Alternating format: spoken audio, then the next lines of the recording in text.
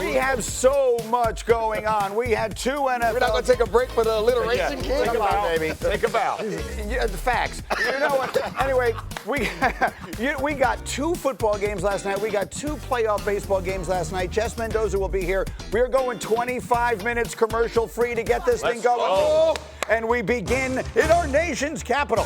Domonique Foxworth took a train from there to here to talk about this game. Caleb and the Bears, Jaden and the Commanders. First quarter, 6-0 in favor of the Bears. And we got more trouble for Washington popping it loose. Oh, yeah. Holding on to the ball was an issue. It was a rainy, misty night. It popped out a lot, and it was the deciding factor in this game was turnover. Chicago takes over and able to convert. Caleb Williams. Jeff, why give it up when you can take it yourself? Feet hit the corner, nobody getting there. Nice play. Caleb Williams turning this thing around in Chicago. Bears a 13-0 lead, but Commanders fighting back. Here comes Jaden. High red zone. J-Mac, look at this throw to Chris Moore. Just absolutely on the money. Outside shoulder. Jaden Daniels, so resilient all night, keeping his ball club in this game. How about Greedy dropping high red? Somebody's got some lingo. Robber. Late in the third, Bears leading 16-10. Jaden pump fakes. Luke McCaffrey. Where's the defense? Oh, it's a great double move. He uses his eyes to manipulate the defense. Another McCaffrey in the end zone. Commanders up 17-16. Fourth quarter. Commanders block a field goal. Now they're in business. Jalen Lane wide open. Look at the nice throw. 37 yards. Commanders are driving.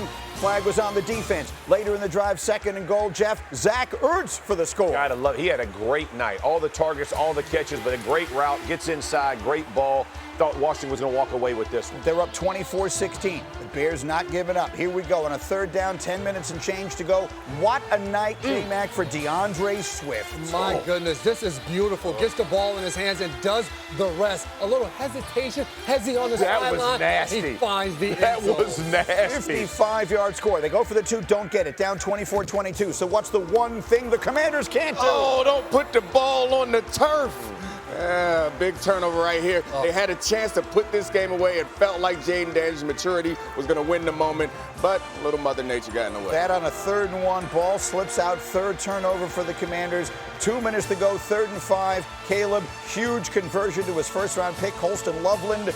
Bears are in business. Next play, Bears on a 2nd and 6. DeAndre Swift, Jeff, had 175 total yards. Look at the push down the field. The entire right side is getting pushed back. Great run, but great blocking up front by the Bears O-line. And it sets up this. Bears get it to 3 ticks. Jake Moody elevated from the practice squad on Monday. 38 yards, and that's your ball game. The Bears come back to win in the same building where their hearts and season were broken a year ago, almost exactly this time. Bears win it 25-24. And after, Ben Johnson, typically understated in the locker room celebration. That's 3 in a row. And the only thing I need is a little bit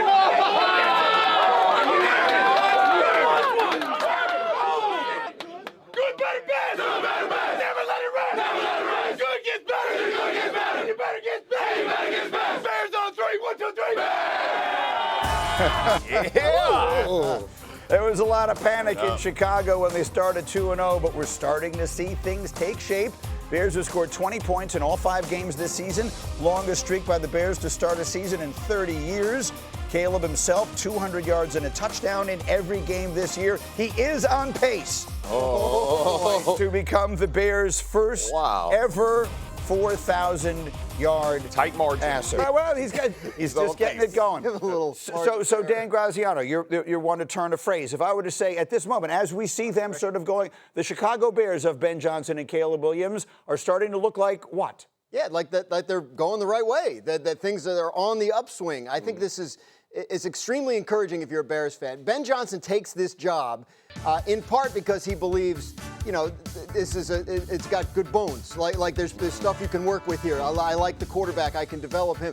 I think what we're seeing is a quarterback that has a lot more confidence than he did 6-8 months ago. And I think that speaks very well to the program that Ben Johnson has put in there. But, Yeah, they are.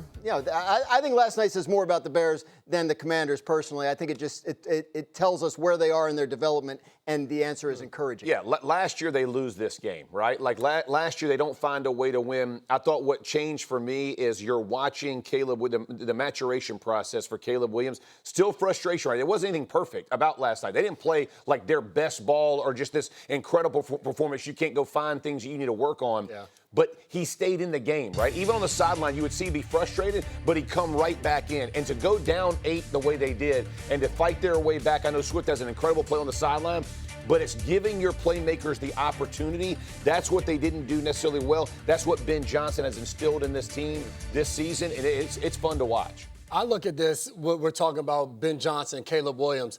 They're just getting started. That's like, right. you watched that offense last night. They weren't even clicking on all cylinders. Yes, he Yeah. designed some good screens and different things to get guys in open space, but Caleb Williams misses a long shot to Odunze down the sideline. There was passes on third down, and they're just a little bit off. So if I'm a Bears fan, I'm fired up for what's to come. You watch Ben Johnson in command, being able to construct an offense to win the game, and then him even talking on the headset. You're hearing him getting after people a little bit. He has a nastiness about him, I think, on this team, leading the way that they're going to continue to grow. This game, you, however, had a slightly different view. I mean, I feel like I'm bringing the wet blanket, but I feel like this game was a lot more about the Commanders turning the ball over. And I mean, to be fair, I know that this Bears team in the past would have found a way to lose a game like that. So them being there and being able to capitalize on these opportunities does mean something. But I didn't walk away from this game thinking that of these two teams, the one that I think is probably more dangerous going forward, which is probably unfair for the Bears because they're building, but I still feel like Jaden Daniels and this Commanders team feel like a more formidable team in the NFC to me. I don't think it's unfair. This is a team that was in the NFC Championship game last year, versus a team that has a brand new coach and a second year. So I don't think. I just think it depends on which lens you're choosing to look at it through. If you're choosing to look at it through the Bears lens, it's all encouraging. Like, it's a sloppy, bad weather game. Hey, you happen to play in Chicago in an open air stadium. Good that you can win a game like that you know how to handle adverse conditions. So everything positive with the Bears. And yeah, to your point about the Commanders, I don't think they're a team that's going to turn the ball over 3 times in a game very often. I think they'll be fine, but I think for Chicago, you come off very encouraged. I'm a big believer in like the psychological piece of all this stuff. I think winning in that building in particular was significant for the Bears. We can show it again because you've seen it 8 million times. This is the place where everything ended for them last year. They might as well have just canceled the rest of their season after this play last year. You see, it was late October then. It's mid-October now. So it's what, 50 weeks ago, this thing happened. The Bears didn't win another game. They wound up fired. The Bears were 4-2 when this happened.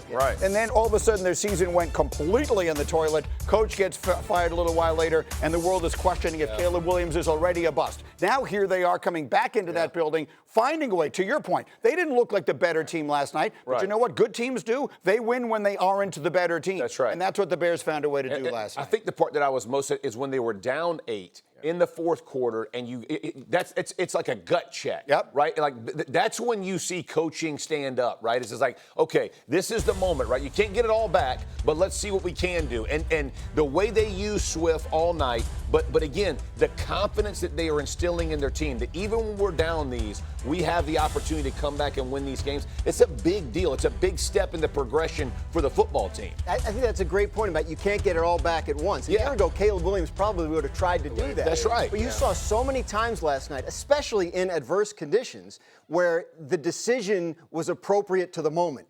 Whatever it was, whether it was a check down, right, or whether it was taking a chance. So I think that's where you see a lot of progress with Caleb Williams, is his ability to function in the middle of the chaos. And I look at kind of a little Detroit-ish, like the little pitch just with like all the little things that Ben Johnson did, that they get downhill on the edges with they're allowing their offensive line to get good matchups, right? It's not like just this slugfest. He gives you good runs where you have good angles. That's a big deal for this football team. Here's what it's not too early to say. And we knew this even. Ben Johnson has a great offensive mind, right? Yes, sir. His offense is so creative. To your point, like even people who don't know the game the way you do can see it. They just look a little bit more creative than most teams in the NFL do, and that, I think, bodes very well. Very well, and I think even beyond that, we knew he had the offensive mind. When you watched that game last night, to your point, Jeff, it's not only the maturation of Caleb Williams in the offense, but it's the belief that goes throughout the team. When you are down,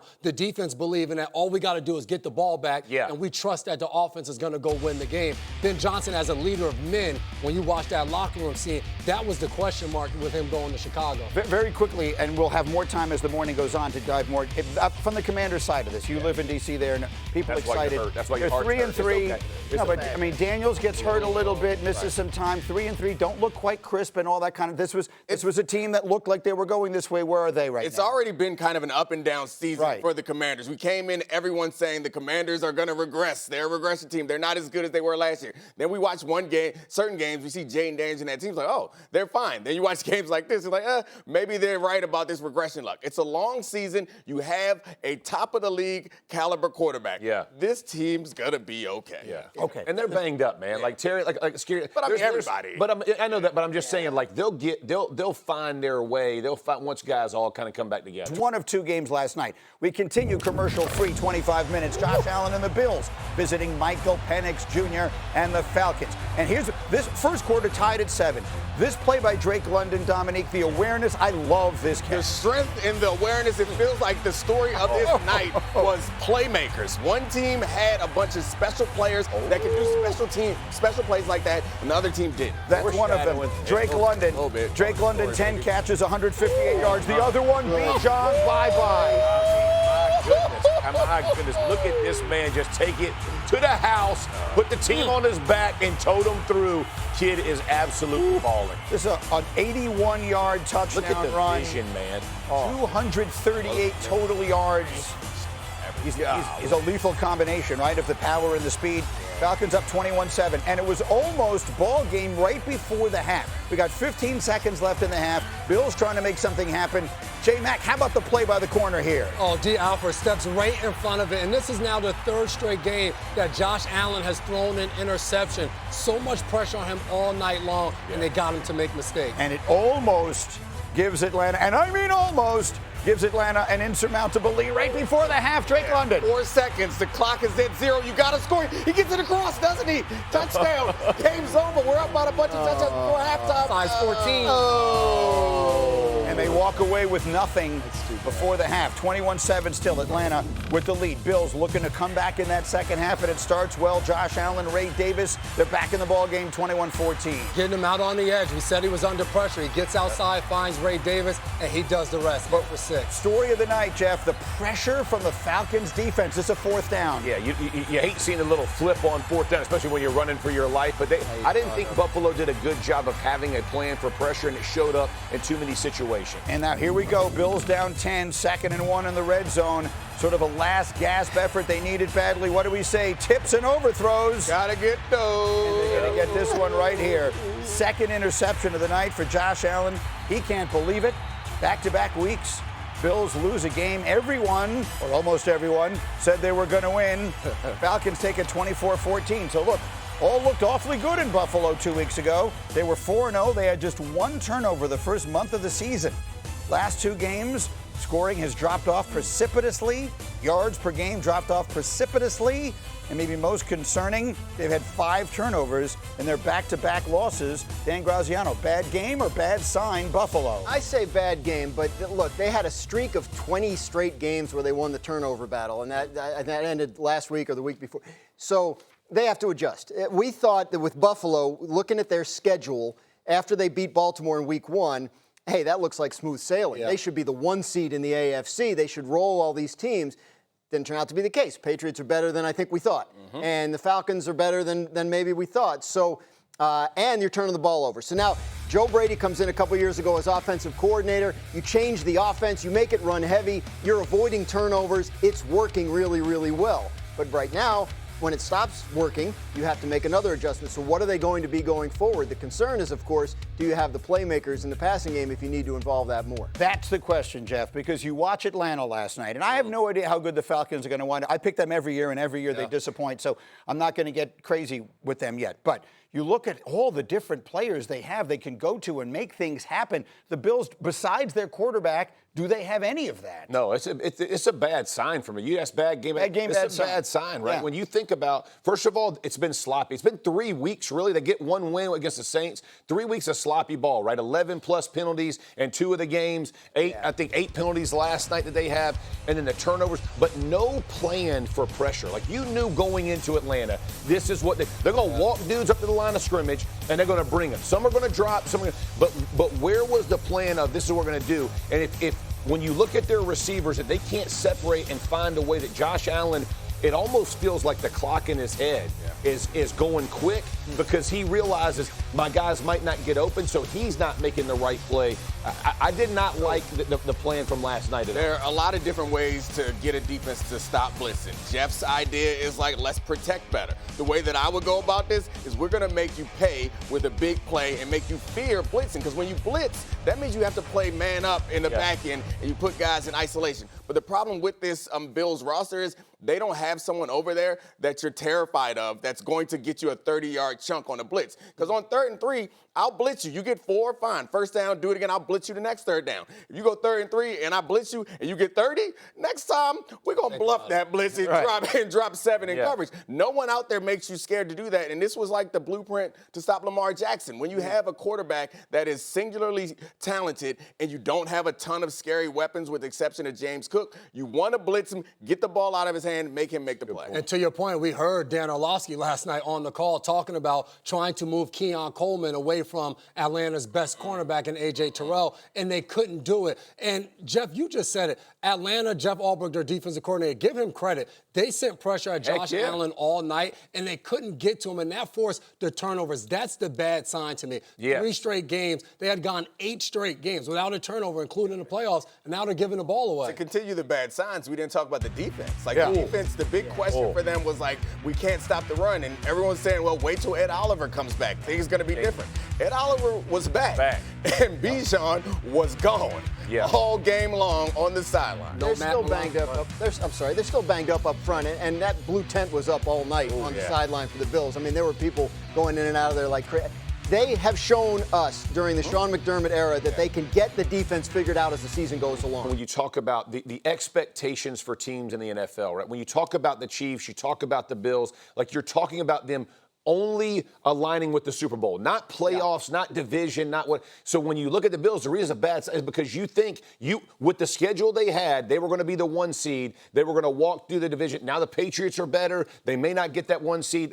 That's an issue. Danny, all you insiders have been telling me this is going to be the most active trade deadline season that we've seen in the NFL in recent memory. We've already seen a few.